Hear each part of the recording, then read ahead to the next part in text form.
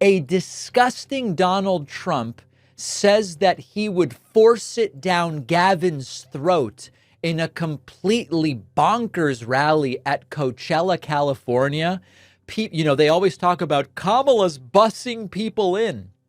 As I said last week during my appearance with Sean Kelly on the Digital Social Hour, providing transportation to rallies isn't really the big win that these people seem to think it is. However, such chaos with transportation to and from the Trump Coachella rally, that absolute bedlam breaking out as people were unable to get the hell out of there. The video and the audio are completely whacked. Here is Trump threatening to withhold aid to California, talking about forcing it down Gavin's throat. My God, this guy is out of his gourd. We're going to take care of our farmers. We're going to take care of your water situation. And we'll force it down his throat. And we'll say, Gavin, if you don't do it, we're not giving you any of that fire money that we send you all the time for all the forest fires that you have. Trump speaking. And by the way, the video at Trump rallies has been wacky for a while now because he speaks from inside this thick glass box. So there's all this. You either have to film him from the side, which just looks weird, or if you film from the front, the glass is very reflective. It's just a mess.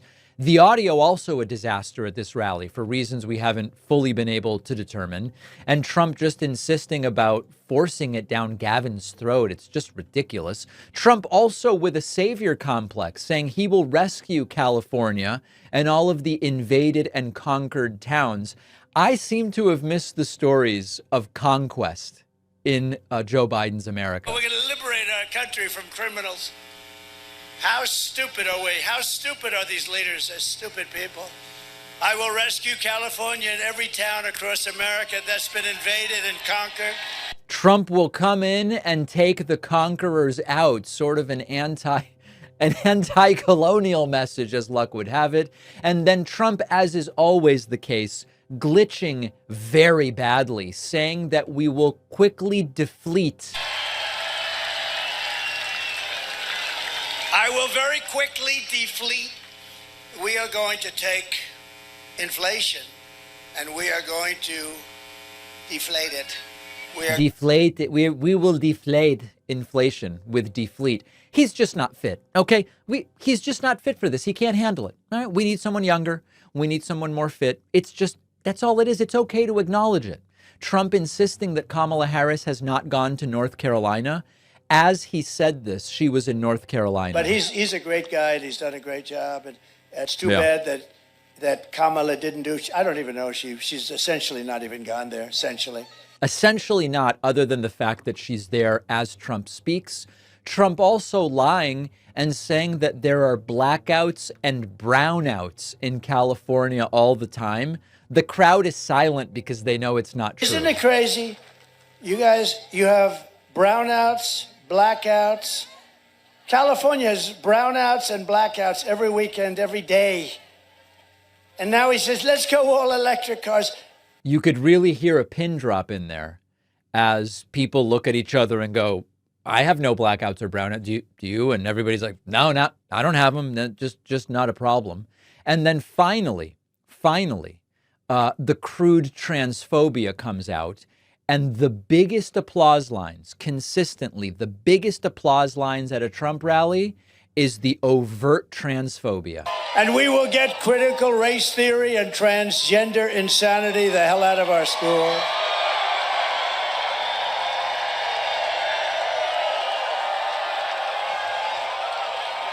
And we will keep men out of women's sports. Men out of women's sports. Maybe the biggest applause line of the rally. We will keep men out of women's sports. And then on the economic front, Donald Trump fabricating out of thin air the completely made up claim that Kamala Harris's tax plan will raise taxes on families by $3,000 a year. Remember, of course, that Donald Trump's blanket tariffs on China will raise costs for families by thousands of dollars a year. Where they say we're going to raise your taxes, vote for me, I'm going to raise your taxes like by 72% or something. And they're going to end the Trump tax cuts. I gave you the largest tax cuts in the history of our country, larger than the Reagan tax cuts. They're going to end them. Add that to it.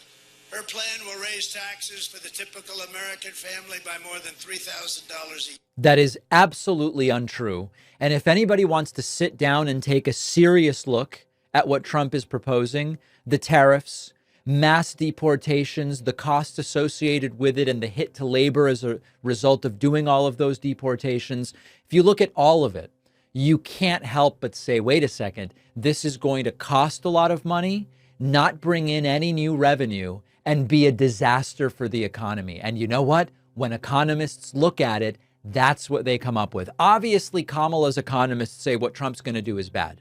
Obviously, Trump's economists say what Trump is going to do is good. You know, I got an email saying, David, you claim to respect economists, but Peter Navarro is an economist, and he says Trump's plan would be good.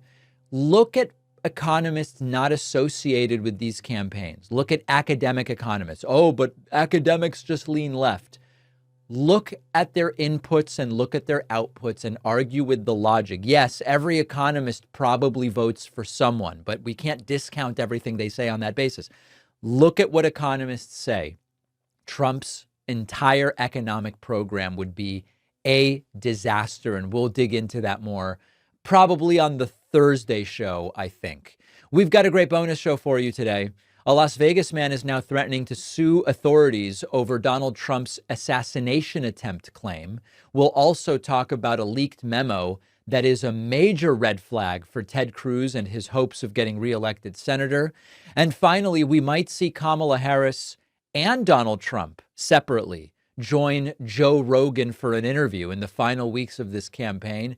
What would that be like? I think it'd be different if Kamala does it than if Trump does it. We will see all of it on the bonus show. Make sure you're signed up at joinpacman.com and make sure you've pre-ordered my forthcoming book, The Echo Machine, a proof copy of which I'm holding here. Go to davidpacman.com/echo or Amazon, Barnes & Noble, Audible, anywhere that books, audiobooks, and ebooks are sold. I'll have an update on pre-order numbers for you, I believe, tomorrow.